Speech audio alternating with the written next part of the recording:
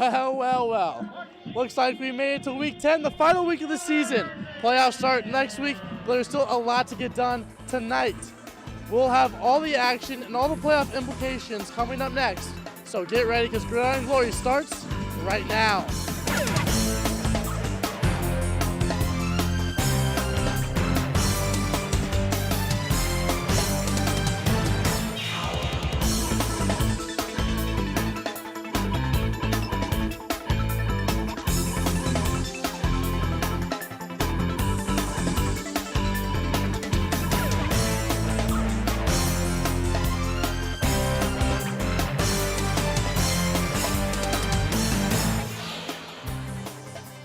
Well, it appears the cold weather is here, but with that brings heated matchups fighting for playoff spots. It's decision day for some as it's win or go home, and other teams are going to be sitting comfortable. So let's dive right in. We'll start with the show with Jacob Mata, whose anticipated matchup turned into domination. What went down? Nick, this was a battle between division rivals, and things were heating up as soon as the game began. Here come the Rockets ready to battle in this game in the hunt for an undefeated season. The Rockets would score first as quarterback Nate Nemeth picks up the snap off the ground and takes it himself for a 7-yard touchdown. The Irish would find themselves in a 4th down situation on the next drive, but they would be stuffed by a host of Rocket defenders. After that turnover on downs, the Rockets took possession and Bray Frazier takes the pitch from Nemeth and he goes all the way off to the races to the end zone for a 74-yard rushing touchdown. Led by the Rockets lead by 2 scores. Even as the raid fell, Frazier was not done putting in the work on offense. Nemeth would drop back looking for it all, and he would find Frazier over the top of a Fisher Catholic DB. The Rockets now lead 21-0. The Irish needed to respond, and they did when Grant Kiefer found wide receiver Jack Wright for a 23-yard touchdown to cut the lead to 2 scores. It's 21-7. Before halftime, the Rockets were on the 25-yard line, and Nemeth would pump fake, scramble toward the house. He has to change direction. Now it's a foot race to the end zone. He dives, he scores, and the Rockets would go on to win 49-14. Wow, what a game you were able to witness. Why don't you break it down a little bit further on? Nick, the stat line was packed, and we could talk playoffs as well in this chat. First off, what a game for Bern Union running back Bray Frazier, putting up 270 all-purpose yards, 4 total touchdowns. Quarterback Nate Nemeth added 168 all-purpose yards and 3 total touchdowns. The stat line as well, meaning these players accounted for all Bern Union's touchdowns. With the loss tonight, the Irish could fall anywhere from a 10 seed to all the way out of the playoffs completely. All stats are per Joe Idle. The Irish finished the season 5-5, going 5-2 in the MSL Cardinal, with their 2 losses being to Bern Union and Worthington Christian. Yeah, it sounds like it's going to be heating up for Bern Union. Thanks, Jacob. The Rockets' victory helped them keep their high seed in Division 7, Region 27. Here's how that region is looking right now. In Division 7, Region 27, Newark Catholic is the top seed. They sit at number 1. Shadyside and Bern Union are the 2 and 3 seeds. We'll see how they are eventually seeded. East Knox ended the season on a very strong note. They will have a top seed at number 4. Trimble sits at 5 as the Tomcats will look to have a round 2 matchup. They'll have just ahead of the rival Waterford, who is the number 6 seed in this region. Plenty of 7-4-0 coverage in this region. You'll be seeing us at a lot of these games as the playoffs move on. The fans dominated the last fan vote with 77% was in favor of Bern Union winning that game. Moving on to our next game with Nelsonville-York having 2/3 of the vote in favor of the Buckeyes beating Athens. Let's find out if you guessed this one right, or will 1/3 of the fans go against the current and be right. Jack Demler was there and has the answer to the question of who won this matchup. Jack, why don't you let us know? Nick, Nelsonville-York comes into this game with playoff chances and a chance to win the TVC Ohio title outright, and they played like they wanted it. And there you see what the teams are playing for tonight. Buckeyes looking to make it 3 straight wins over Athens. Athens' first drive, Landon Wheatley drops back to pass, but Drew Carter goes up and says, "I'll take that." And Carter's going to take it the rest of the way to the house to get Nelsonville-York on the board 6-0 following the missed PAT. Buckeyes on offense. Carter showing everyone he can play both sides of the ball, running the read option, decides to keep it, takes it to the near sideline, and there's nothing but green grass ahead of him. And he will take it the rest of the way to the crib for a 60-yard tutty. Sideline getting into it as they step in the way of the shot, but step back as there you see Carter in the end zone. Nick, this man did it all tonight, leading his team to a potential playoff spot. Second quarter, and Carter's going to call his name again. This time, punching it in from 1 yard out from the goal line. Buckeyes up 20-0. And Nick, if 3 touchdowns isn't enough for you, look to Drew Carter again, man. Carter with the QB keep. He's going to take it in again, this time from 15 yards out. Buckeyes silence the Bulldogs, and they go on to win 41-6. And with this win, the Buckeyes have officially won the TVC Ohio title outright. And you mentioned the name Carter a lot in that highlight call. What was really affecting for him on offense? Well, Nick, there wasn't much of an air attack. You see this incompletion here. He was 1 for 4 with 0 passing yards, but he was a rushing gold mine, a leading rusher with over 100 yards on 11 carries and 3 rushing touchdowns. Drew Carter played it out tonight. And really looking at NY's defense, able to hold Athens big time. Talk about their performance. Well, they played lockdown, lights out. They were impressive, especially on the passing game. Here you see them force the incomplete pass. They were especially strong up front on the defensive line, forcing Landon Wheatley to struggle a lot. They had only allowed 175 total yards, and they had 2 interceptions. We saw the first one earlier on in the show, and here Gavin Richards, he's going to read Wheatley's eyes, jump the route, pick it off, and he's going to take it to the other side of the field for the interception. They were also able to force a fumble as a part of Athens' 3 turnovers. They got to the backfield, stressed out Wheatley, punched it out. So while Carter had an exceptional game, it was an all-out team effort. Now talk about NY's performance throughout this entire season. Well, Nick, towards the end of the season, they end the year on a 7-game win streak, and this time they went undefeated in the conference and ultimately won it outright for the first time since 2017-2018 season. Now their attention goes to the playoffs. Nelsonville-York knew what was at stake in this game, and they outplayed Athens in all aspects. Yeah, those Buckeyes looked impressive. It'll be interesting to see what they're able to do come playoff time. Thanks, Jack. The Buckeyes are in Division 6, Region 23. Let's take a look at how some of the top teams from the 7-4-0 are projected to be seeded in the playoffs. Fort Fry is the team to beat in this region, and the playoffs will run through Beverly. Fairfield got another key victory tonight. The Dragons end the season with just an overtime loss to Ironton. Barnesville won a close contest over Union Local tonight to secure a top 4 seed. Sims Valley completed their unbeaten regular season and will jump over a couple teams based on results that went down tonight. They have the number 5 seed after hovering in the 7 to 8 range for most of the season. Over in Athens County, Nelsonville-York has a home game in round 1. They are the 8 seed. They will host Centerburg, who took a tough loss tonight. Very excited for this region. Lots of talented 7-4-0 teams are represented. Now, it's been a month of madness with our student section showdown. The final vote was neck and neck the entire time. Before the announcements, though, we went to both John Glenn's and Nelsonville-York student sections to see how they were feeling. We just go crazy. We get so excited. We love supporting our boys. The boys just do 10 times better when you're rowdy, so that's what makes it best. It's just great to have a big student section and them win, because it makes it all much better when you get to rush the field and everything. Yeah, who is Nelsonville? Seriously, we got numbers. It's a numbers game. Let's go. We're the rowdiest.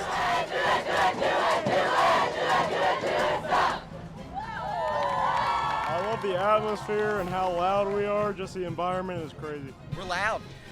I mean, look at our dedication. Yeah.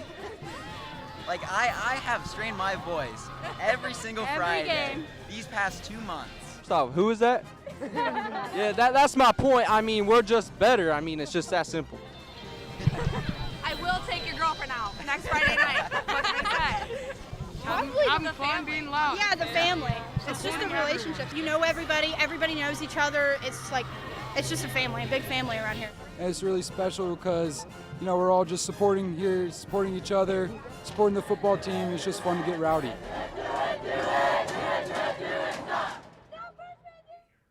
So I don't even know it right now. It was neck and neck up until the show. So let's find out. Giving me the official card. We received over 5,830 votes, and the winning team had 56.9%. That team is John Glenn. Congratulations, John Glenn student section, for being the 2021 Gridiron Glory student section, best one in the 7-4-0. So great job there, as you guys were able to get all the votes. And thanks for everyone for participating in all the votes. It was impressive to see all you guys get involved. So congrats again, John Glenn. We'll continue on with the show. Now, West Lafayette is the site of one of the most talked about games in recent years, as 9-0 Ridgewood and Garaway are set to battle with the IVC title on the line. Reporter Joe Collins talked with Ridgewood coach John Slusser about the matchup. It's one of those things I think you never can take for granted as a coach, as a player, as a fan. I mean, ultimately your goal should be in every sport, the last game you play, to be for all the marbles, to play against your rival, both be 9-0, both be ranked in the state. Ridgewood and Garaway have been two of the more prestigious programs in Southeast Ohio for the past decade now, and that has made for some outstanding football when these two rivals cross paths. Ridgewood has dominated nearly every team they've played for a while. The Pirates have not been one of those teams. I've been here 17 years, and Garaway, since I've been here, has been our biggest rival. You know, their program is just unbelievable. I'll be honest with you, I don't even know what our record is against them, but I know it's got to be real close to 500. They're one of the few teams that have that kind of record against us. They've won just as many as we have probably in my 17 years. The storylines going into this game are incredible. A win by Ridgewood gives them their 4th straight IVC title, their 29th regular season win in a row, possibly first place in Division V's Region 19 for the playoffs, and allows their talented senior class to finish 35-1 in the regular season. That one loss, it was their freshman year, 27-21 to none other than the Garaway Pirates. And we're now joined by Joe, who went to the game. Now, Joe, did this game live up to the hype? It absolutely did, and then some. Nick, this felt like a state title game, and it was just the last game of the regular season. It featured stout defense, clutch plays, and a spectacular finish to a rivalry game that will go down as an instant classic. Ridgewood's choice for entrance music, the champ is here, looking to make it 4 straight IVC titles. And they looked that way early. It's on their second drive. Caleb Smith takes the handoff from the 2 and finds the open hole, and the Generals are on top first, 7-0. The Pirates love to play smash mouth football, so you better believe they were going to use that to get on the board as Logan Yoder's QB sneak just gets in, and we're tied at 7 late in the second. To the third quarter, after a fumble recovery, Yoder is flushed and throws off his back foot, but finds J.D. Young in the end zone for the score. First time Ridgewood's trailed all season. We go to the 4th. Garaway leads 19-7, but Gabe Tingle isn't going to let his team go down lightly as he fights and stretches to the goal line for the touchdown, 19-14. Under a minute to go, Ridgewood looking to put together a winning drive. Tingle is going to look for Alex Straub, and it goes off of his hands and into the hands of Brady Roden, and the Pirates get the win and the IVC title. Now, that's a very low-scoring game. Talk about the defense in this one. Both of these teams live off their ability to get in the backfield, and that was very evident from the start. Listen to this stat. In the first 2 drives of the game, these two combined for negative 35 yards, and the defenses only got better as the game went on. The longest play of the first half was a 35-yard pass by Gabe Tingle late in the second quarter, but the Pirates defenders were able to stop them on a 4th down attempt 4 plays later. This was a very physical game as well between two rivals. Players were flying around making plays on the defensive side of the ball all night, making sacks, huge tackles, and getting fired up. We expected championship-level defense, and we got it. And Joe, what was the biggest reason the Generals fell in this one? Ridgewood turned the ball over 4 times in the second half. The first was a muffed punt after a 3-and-out by their defense that gave the Pirates great field position and led to a score. The Pirates' pass rush forced Gabe Tingle into 3 crucial interceptions in the second half alone. The last one coming inside the Pirates' 5-yard line that sealed the game for them. If you're Ridgewood, this is a game you wish you'd get back.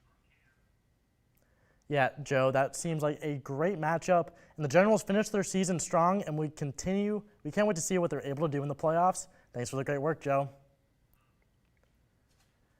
Staying in Region 19, Ironton was hosting Portsmouth in a game that had huge implications on both the OVC title and the Region 19 playoff points. Second oldest rivalry in Ohio, these teams have played since 1899. Senior night for the Fighting Tigers, Ashton Duncan walking out. You'll see him on Saturdays. Early in the game, it's Gridiron Glory Player of the Year candidate Drew Rowe getting busy. He makes 1, make it 2 defenders miss before firing a completion to his teammate. Then, later in the same drive, it's Rowe again, scrambling to his right. He's looking and eventually decides to launch it deep, and it's caught by Donovan Carr, who walks it into the end zone. That makes it 6-0 Portsmouth, but the ensuing point after try is blocked by Ironton. Fighting Tigers get on the board and take this one 36-9 to secure another conference title. A second big half of the season gives Ironton the win in this classic river rivalry. We'll be seeing more of both of these teams in the playoffs. Now, speaking of the playoffs, Ironton were some of the top teams in Region 19. Let's take a look at how this region is looking as we speak. So after those results, Ironton will be a top seed thanks to the loss by Ridgewood. Right behind the Fighting Tigers are Piketon, who went unbeaten, and Ridgewood, who took their first loss of the season today. Both of those teams are the top 4 seeds and could host 2 playoff games. Wheelersburg won their conference title with a big victory over Portsmouth West. They will be a 5 seed in that region. After that, it gets very chaotic as we saw some teams win and others lose in surprising fashion tonight. Despite the loss, Amanda Clear Creek is the 7 seed. St. Trace clinches a home game. The Pioneers don't know who they are playing just yet, but they will be at home. 9-11 could be a mix of teams, but Minford, Liberty Union, and Portsmouth are most likely. Now heading over to Dresden, where a matchup for the MVL title was on the line. Reporter Alex Porter was at Jack Anderson Stadium to witness history. Nick, it was a battle tonight between John Glenn and Tri-Valley for the MVL crown, and this game had its fair share of highlight plays. All stakes were on the line at Jack Anderson Stadium tonight. John Glenn and Tri-Valley were ready to leave it all on the field for the MVL title, and it showed. Into the second quarter we go. John Glenn trying to get something going as Brad Morgan steps back in the pocket, airs it out downfield, but Alex Williams elevates for the huge interception, giving the Scotties the ball inside the 50. The offensive drive will be all Jalen Goins-Chandler. Watch this toe tap catch as he floats out of bounds, but he's not done. He gets the ball in the flat from Drew Burkhart and dives into the end zone. Unbelievable, baby. Unbelievable. Shout out Dick Vitale. Scotties go up 6-0 after a missed extra point, but just before halftime, John Glenn scores their only points of the game.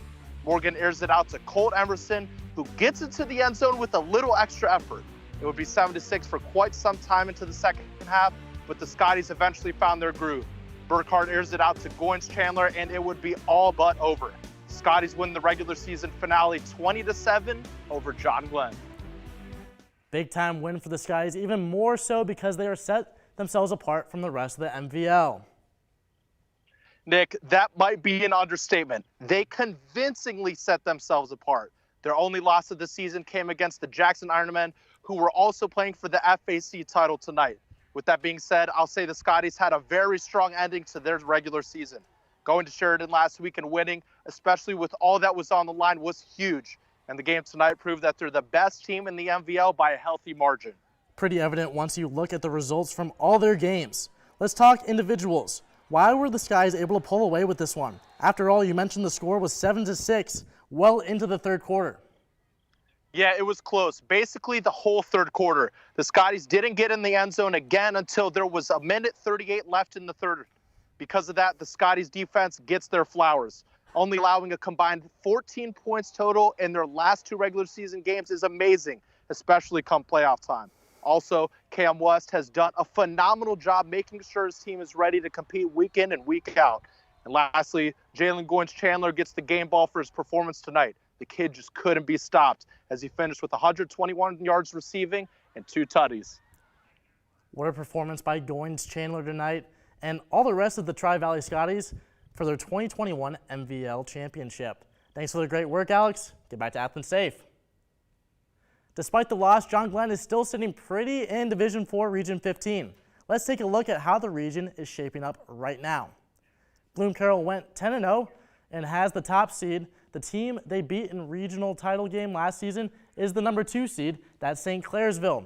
Despite their loss tonight, John Glenn is the 3 seed. Right behind them is Heath. We'll see if they are a 4 seed or a 5 seed sometime later. After that, Meadowbrook is either the 6 or the 7 seed. If they are the 7 seed, they will host Cambridge, who comes in at the 10th seed. Fenton County, who could be the Colts opponent if Meadowbrook is the 6th seed. Finally, Philo is the 12th seed. Lots of MVL teams involved in this region. Gridiron Glory will have all the coverage for this region Remember, this season Division 4 are now played on Friday nights. Last season, they were on Saturdays.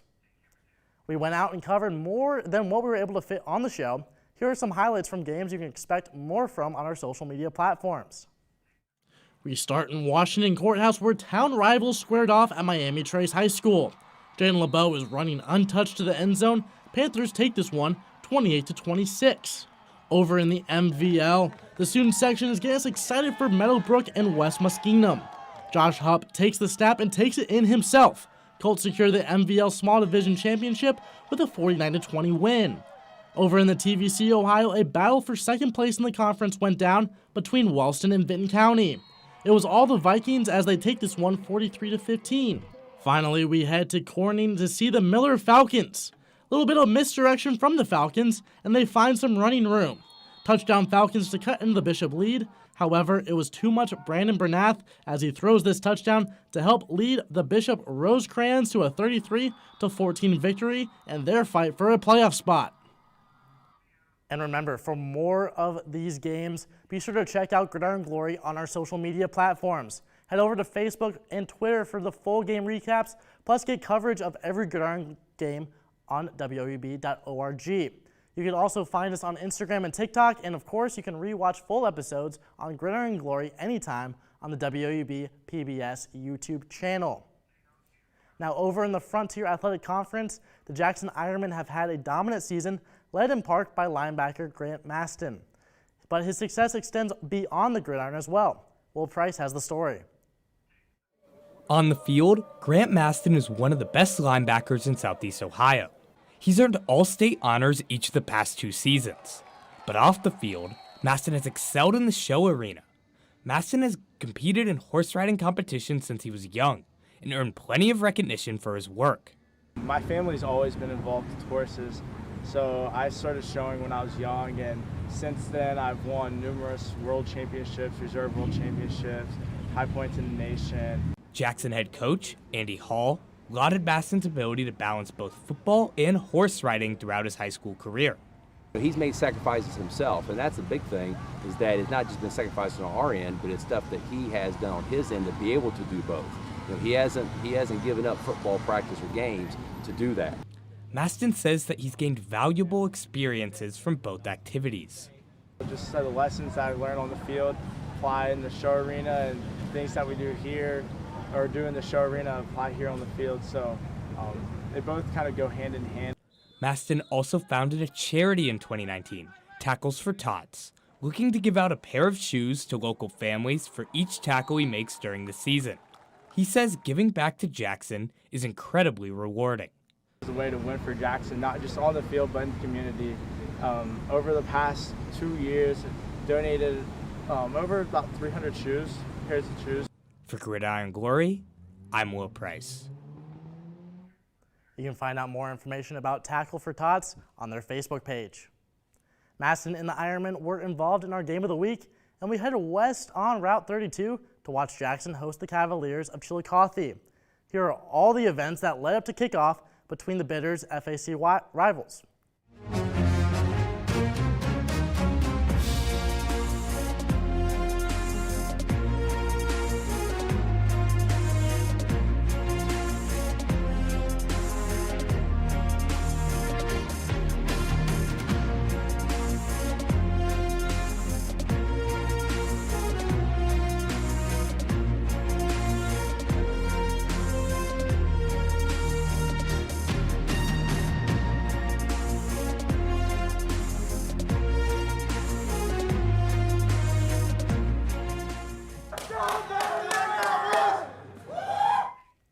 Well, you know, if there's a Jackson game, Will Price is going to be there.